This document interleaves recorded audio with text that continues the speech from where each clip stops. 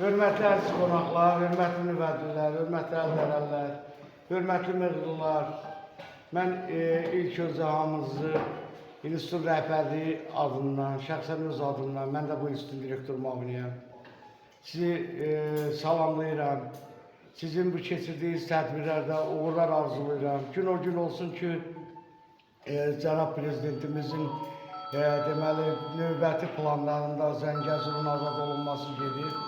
O azad olunanda Nüvədidə, Əldərədə, digər ərazilərimiz işğaldan azad olunsun. Hamımız gedək orada öz doğma torpaqlarımızı görək, rəhmətə gedənlərimizi ziyarət eləyək.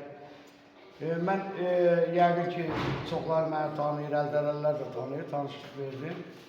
Fəxrəddin müəllimin də mən ən yaxın yoldaşı olmuşam, dost olmuşam. Sizə uğurlar arzulayıram. Allah sizə can sağlığı versin. Bu instituta bir daha hoş gəlmişsiniz. Demək, həmişə bizim Meril rayonunun bütün kəndlərinə, ziyalı, nə bilim, aşağı təbəqə, yuxarı təbəqə, hamısına bu institutun qapısı açıqdır. Sağ olun, minnətdaram. Mən də üzrünüzə verirəm. Sağ olun.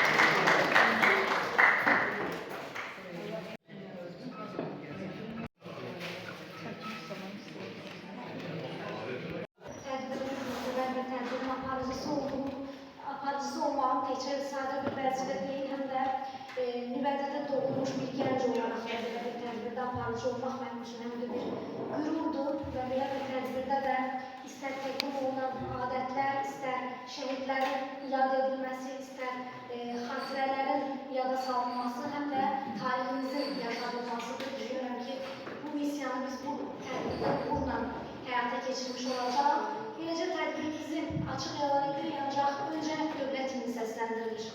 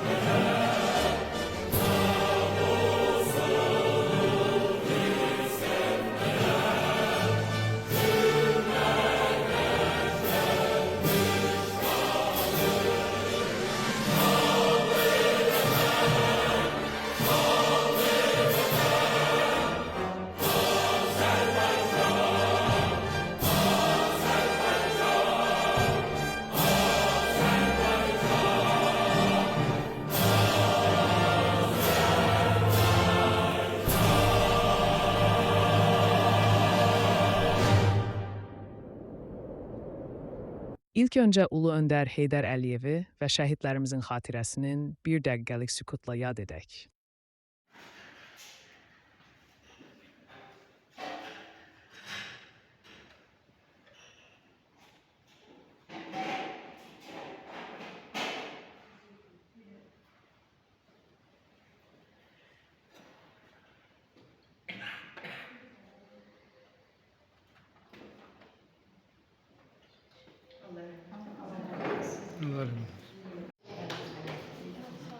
Əziz, dəyərli qonaqlar, doğmalar, əzizlərim, sizi bugünkü gündə xoş gördük. Bir ailə olaraq biz burada yığışmışıq. Mığrın dərəsinin gözəl, dəyərli xanımları, Nüvədinin ürəkdən yaralı şəhid analары, şəhid bacıları, şəhid balaları, doğmaları.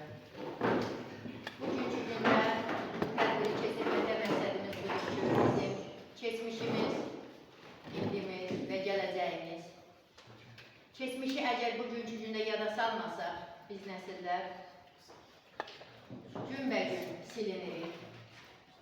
Gələn nəsillər üçün bir xatirə qalsın deyə bu tədbiri təşkil etməkdə məqsədimiz o idi ki, Qərbi Azərbaycanın gözəl, zəngin mədəni irsə malik olan Mığrı rayonunun bir neçə kəndi sakinləri bura yığışmışıq ki, öz bölgəmizdə olan adətləri, ənənələri, biz Qərbi Azərbaycanda keçirdiyimiz toy adətlərini, bayram adətlərini, orada olan mötəbər insanları, unudulmayan insanları unutulmamaq namına bu tədbiri keçirdik.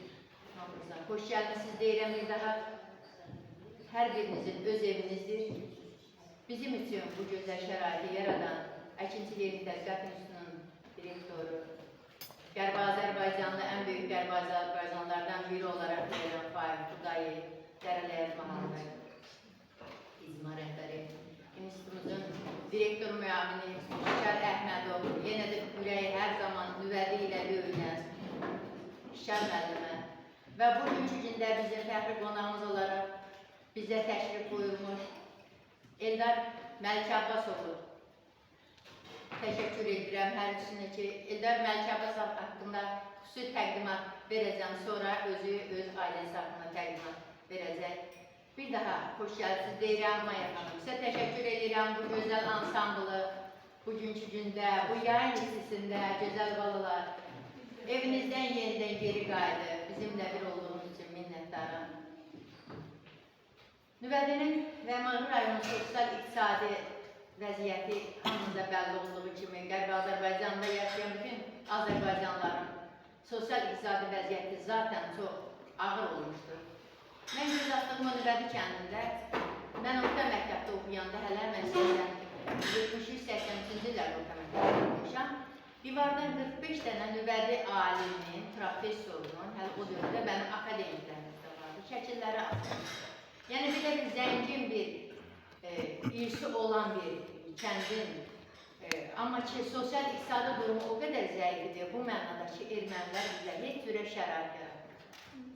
Mənim boya başa çatdığım Nüvədi kəndində kolxoz sədri Mayla Manov, elmlər namizədi, məktəb direktoru Cəlal Əliyev, elmlər namizədi, həmçinin o birisi adını saya bilmədiklərinin 43 elmlər namizədi, professor, akademik dediklərim də hamısı Azərbaycan Respublikasında yaşamağa məcburdur. Çünki bizdə heç bir şərait qurmuşlar. 30-cu illərdə Nüvədi kəndində qurulan bir orta məktəbimiz var idi, klubumuz var idi, Nüvədinin bir postu var idi, Nüvədinin poliklinikası var idi, Nüvədinin böyük əraziləri suvarmaq üçün nasosxanası var idi. Nüvədi kəndində son illər, 80-ci illərə yaxın qadınların əməyinin yüngülləşdirilməsi, onların məşğulluğunun təmin olunması üçün xalça fabriki açılmışdı. Son vaxtlar dərzilik kursu açılmışdı. Amma onu deyim ki, hər tərəfli istedadlı, hər tərəfli zəngin biliyə malik olan bu kənddə çox əfsus ki, bu çox az bir işlər təmin olunmaqda, məşğul olunmaqda çox zəif bir sosial-iqtisadi vəziyyətidir. Nüvədinin iki kitabxanası vardı. Biri kolxozun idarə heyətinin nəzdində, biri orta məktəbimizin nəzdində kitabxanası vardı. 500-ə yaxın şagird oxurdu Nüvədi kənd orta məktəbində. 38 Nüvədi müəllimi olaraq bilikləri öyrədirdi.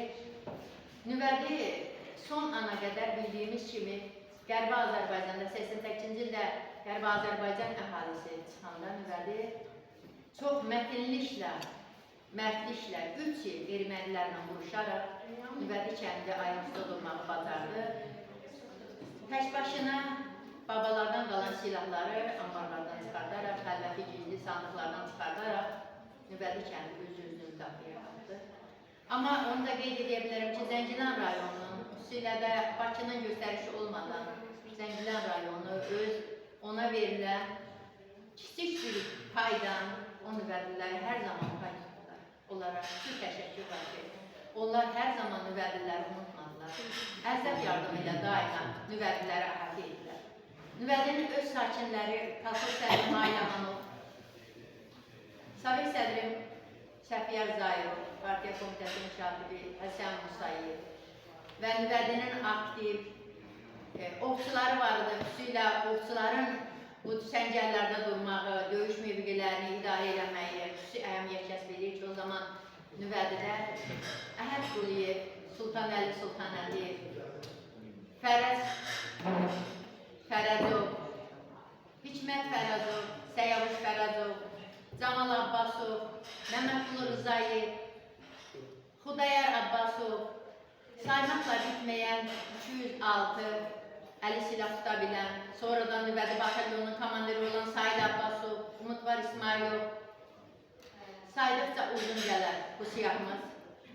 Nüvədinin hər zaman, nüvədinin ayaq hissəsində, kəndin girəcəyində Hüseyin Bilgənin olur. Thank you.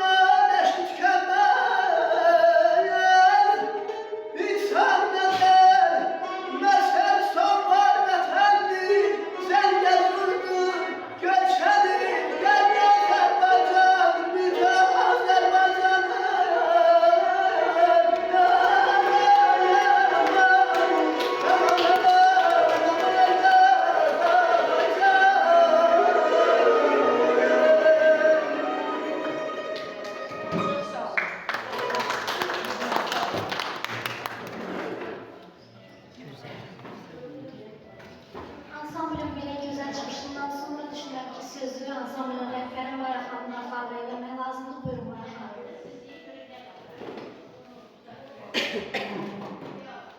Mən də hamını xoş gördüm. İlk növbədə Əminə xanım başda olmaqla hamıya təşəkkür edirəm ki, bizimlə dəvət edəmişsiniz. Mən də əslən Mehriyə, Reyfaz kəndinə, icmada biləndə ki, Qərbi Azərbaycan icmasında ki, mən musiqiçiyəm, Məlahət xanım mənə məsləhət gördü ki, bir ansambl yaradar və Qərbi Azərbaycana aid olan qədim, unudulmuş havaları üzə çıxardı. Qeyd edeyim ki, mən musiqiçi deyəndə ifaçı deyiləm, mən musiqi şünasam, aliməm, musiqi sahəsi üzrə, Bakı Musiqi Akademiyasının professoruyam. Bəli, yəni mən də böyük məmnuniyyətlə o işi gördüm. Bu uşaqlar hamısı könüllülərdir, yəni professional musiqiçilərdir. Milli Konservatoriyanın, Akademiyanın, Koreografiya Akademiyasının tələbələridir. Biz çoxuq, 15 nəfərdir. Sadəcə dedilər ki, burada yer balaca olduğundan biraz kiçik heyətlə gələr. Bu səbəbdən uşaqların sayını azaltmışlar. Məqsədimiz də nədir? Bu mahnıları, biz qədim havaları indi bir-ikisini eşidəcəksiniz. Qədim havaların çoxusunu üzə çıxartmışıq. Çox mahnılar var ki, Qərbi Azərbaycana aid olan mahnılar fonddan axtarıb tapmışıqlar.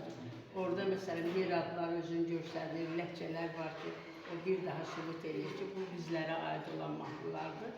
Və o mahnılar, indi eşitdiyiniz mahnılar, nə demək istəyirəm, nota da salınacaq inşallah, bu işığımızı görəcək və onları biz nota da salır. Məqsədimiz də odur ki, öz yurdumuza, vətənimizə inşallah qayıdaq və bu mahnıları orada əzildən səsləndirək. Gənc nəsil bu mahnıları bilmir. Yəni, gənc nəsil bilmir ki, Qərbi Azərbaycan folkloru çox qədim, zəngin bir folklora malikdir. Ən böyük aşıqlar, görkəmli aşıqlar məhz Qərbi Azərbaycandan çıxır. Yəni, onun mətbəxindən əlavə, yəni bir çox siz burada görürəm, sərgilər nümayiş elətdirirsiniz, çox gözəl. Amma onun dərin bir folkloru var. Çox, bəyək Rəhmində xanım qeyd elədi ki, böyük alimlər çıxıb oradan düzdür. O bölgənin alimləri həddən artıq çox olur.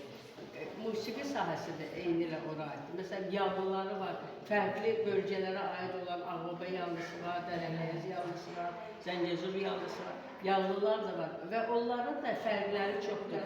Ritim cəhətdən, məzmun cəhətdən, onları məsələn, biz musiqiçiyə aid edirik, siz də onları öz havalarınıza uyğun olaraq aid edirsiniz ki, bu bizim yallıdır, bu bizim yallıdır.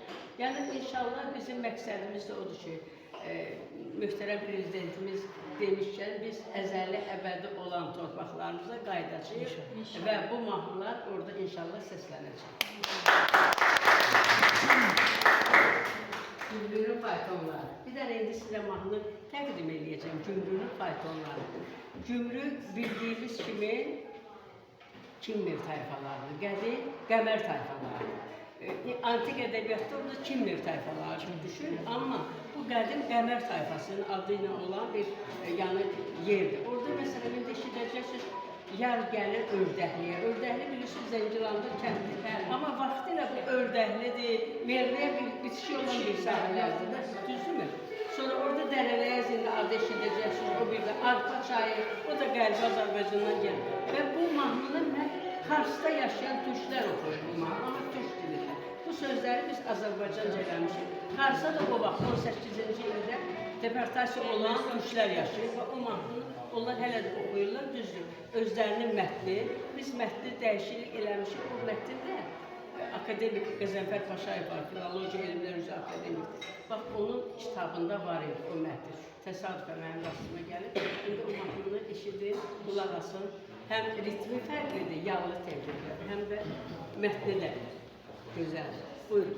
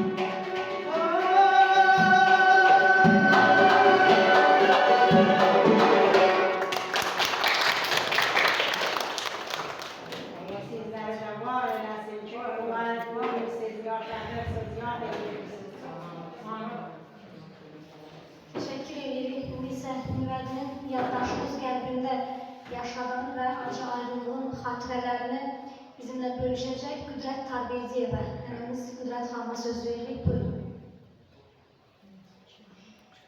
Çox sağ olasınız, var olasınız. Mənə söz verdiyiniz üçün bir sözüm qalmadı. Sözləri yaxşı dedilər, yerində dedilər. Var olasınız. Dağlar hamısını şahidi. Sizdə hamınız, gələnlərdə bu təşkilatçılara xoş gəldiniz. Allah sizdən də razı olsun. Bismillahirrahmanirrahim. Allah'ın adıyla deyilən güzel ve əzəmətli yaradan ve karar veren Allah'ın bizi yaradan ve karar veren her nazarlarıyla Allah razı olsun. Bu təşkilatı bizi götürənlərə ve əvvəldən bunu deyir ki her söz deyir. Allah razı olsun. Rəhmiyə, Allah səndən razı olsun. Sənin kimlər, yürüyə kimləri Allah qol etsin. 41-45-ci ildən indiyə qədər şəhidləri vətən yolunda çox olur. Əvvəlcə Quranda deyilmiş ki, şəhidlərə vətən yolunda. Şəhid olanlar, onlar ölmüyor. Əbədi olanlar. Bizim də 41-ci ildən bu günə qədər 41 zaman şəhid olanlardan ruhları Kərbala şəhidlərindən irca olsun. Onların Allah çoxların görməsək də, yanı babam ağaları bildir. Başarılı getdik. Hava deyimiz də onun şahsından, qatırdan hamısı. Şahlıqda bir yerdə mənim yanımda böyüyüblər və hər şeyləri bildirlərini biliblər. O vətən yolunda şəhid olanlar çox olur. Məsələn, o aldığı adları istozda qalanlar da çox olur. Yerine getirip xeyrin görmeyenlerimiz de 41-45-ci ilin müharibəsi yatan yerləşir. Mənim anam da qulluq başında olur. Mənim yadıma gəlmir, partiyasılarından mənim sənin Allah rəhmət eyləsin. Şahlıq icabı edənlərinə ki, oğlu da qulluq bilirlər. Yıldız zəmanəti icras elədi ki, sevinsinlər. Deməyəsən, qardaşı şəhid olur. Buna demirlər. Hamı qarışıb bir-birinə qablaşır, amma buna demirlər. Bu da qadınlara deyir, şükür Allah'a. Dolandırdı, el saxladı, arxa zəbhə saxladı. Sizi də bura qədər dolandırdı. Min şükür. Aclıq bir il gedir. Ay onalar, ay bakın. Ama tövbət bir ildir. Milyonlarla şükür ki, namusumuz onu hesabladıq. İndi yanı bu cəzə mühafizəmiz yapmakta. Həmin vaxtdan indiyə qədər, 45-dən indiyə qədər nə qədər şəhidlərimiz olub, onların ruhları şad olmaq üçün bir salam verirlər. Allah rəhmət eləsin. Rəhmiyə, Allah səndən o qədər razı olsun. Allah bir iş bazını. O zəhmətkeş əlləri qabar məməş qardaşı. Çörəyi sənə halal olsun. Südü sənə halal olsun. Yürüyün. Yediğin çörək sənə halal olsun. O sənə oxudanların Allah köməkləri olsun. Və nə eləyirlərsə sizə halal. Allah ana rəhmət eyləsin ki, o bütün eri yığıb başına Allah yolu salsın. Quran oxuyub, təməşin oxuyub. Birinci kiminlədir Allah bol eləsin, davamçılarını çox eləsin. Allah razı olsun, gələnlərin Allah, balalarını xoşbəxt eləsin. Şəhidlərimizə rəhmət eləsin, ölənlərimizə rəhmət eləsin. Allah sizə də sağlam ömür versin. Sağ olun. Allah razı olsun. Sağ olun sizden de. Çar kiminler, Rəhliyə kiminlər, Yürüyə kiminlər, Diliyə kiminlər, Allah bol etsin, Allah var etsin, Allah dayaqlar etsin, Elimizin obamızın. var olasın, dikkatinde Allah Minnettar. Neyse, musiqi parçasıyla çıxışlara fasilə verir.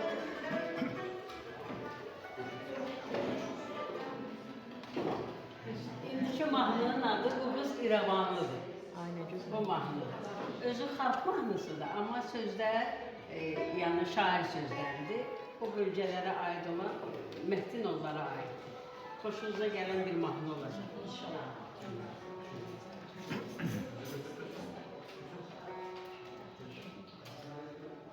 Başlayalım.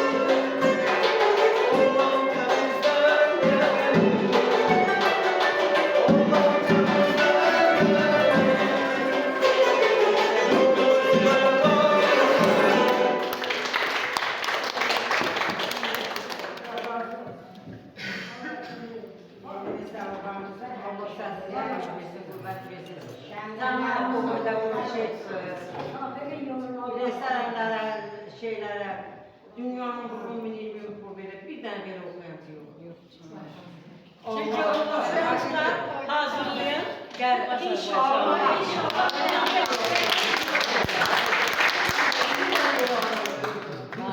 Nüvədiyə, Astazına, Əllərəyə, Leyfoza, kətlərimizin hamısında inşallah Nərmin xanım, siz maşallah, cəhləsi nəvə nəticələr Nərminə yox, Maya xanım.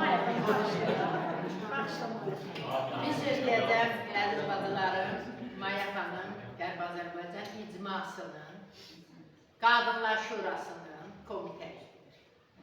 Özü də musiqişünas professordur. Bəlkə də Mığrı rayonu üzrə 2 professor varsa, birində Maya xanımdır. Üzrünüz yoxdur. Musiqi üzrə yox. Musiqi üzrə ümumiyyətlə Qərbi Azərbaycanda professorumuz Yeganə xanım Mığrının vətəndaşıdır. Maya xanım Mığrıda bəlkə də az olub, amma ki Qərbi Azərbaycan Mığrı üçün ürəyi o qədər geniş, o qədər açıqdır ki Maya xanımın adicə bir çağırışla o icmada hər zaman fəal iştirak edir. Bir kəlmə sözlə, bəlkə bir ansambl yaradasınız, məmnuniyyətlə deyib, çox çətinliklə, çox əziyyətlə, sıfırdan. Biz 70 ildə unutmuşuq o mahnılarda, musiqiləri də eşitmirik. Maya xanım o qədər güclü, qüdrətli, qüvvətli, zəkalı, ziyalı, əsl Azərbaycan xalqını, professorumuz Maya xanım var Allah lənət eləmiş Yazid, şəhidləri dəfn elədilər, qalanlara, zaten uşaqlara yol verdilər ki, keçsinlər Mədinə şəhərinə. Bir zaman gediblər, bir müddət yol gediblər, Allah lənət eləmiş peşiman olubdur ki, bizim ağlımıza baxır, bu qadınları da ya buraxdıq getdi, uşaqları aslanın dişisinin, erkəyinin fərqi yoxdur. Aslan elə, aslan. Hə. Gediblər ki, burada öldürsünlər, uzağa getdilər. İndidən Maya xanımlar, Rəhmiyə xanımlar, onlar kimlər də bəli. Nüvəli kəndinin qadınları, Eyvazın Nevrinin erməni içində din bəsləmişik, namus beylət uzatmışıq, gəlmişik. Yenə burada da o bizlərə nəsib olur ki, bunları görürük. Sağ olun, hamıya sizə gəlir.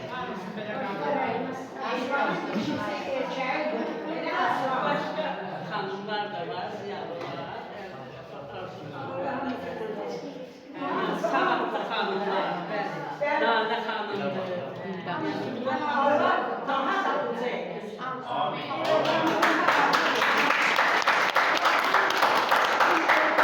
Azərbaycanın fəxridir.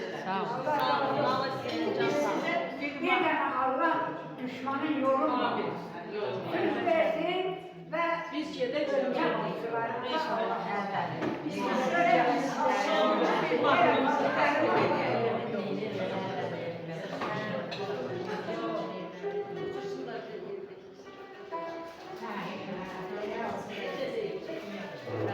sonuncu bir mahnımız var. Onu 60-cı illərdə Zeynəb xanlaraq oxuyurdu.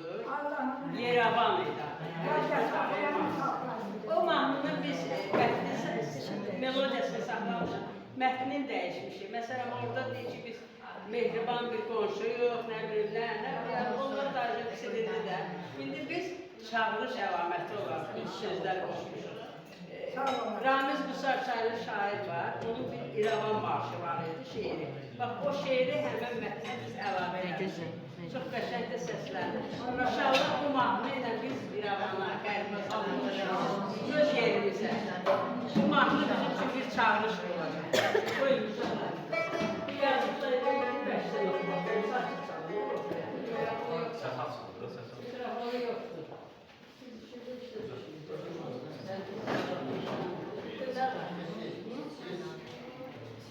Şübeylə.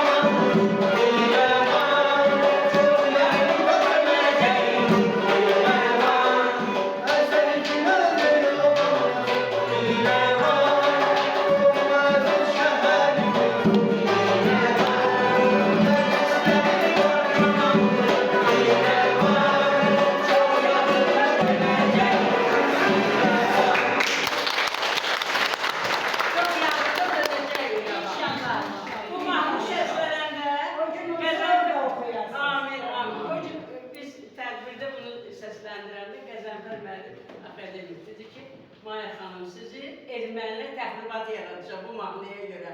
Amma inşallah biz onlara təxribat yaradır, gedib bu mahnını oxuyarıq. İnşallah, çox sağ olun, var olun, təşəkkür edirik. Sinarın dibində bu mahnını oxuyarıq. İnşallah. Şimdi ona göre de ben bir icazeti bir söz diyeceğim. Allah Teala hamımıza can sağlığı. Semet Vurgun bütün şairlerle bir yerde oturmuşlar. Her bir dua dedi, her bir şiir dedi, her bir öz sözün dedi. Ama bizim böyle şair, Semet Vurgun hiç bilmiyor. Dediler ey böyle şair, ama sen sözün sahibi sen niye bir söz dedin?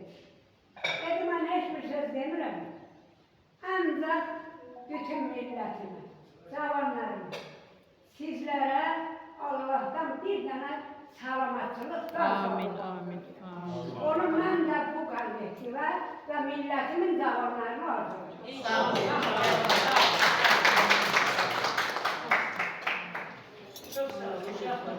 Sağ olun, təşəkkür edirik sizə. Zəhmət çəkdiniz.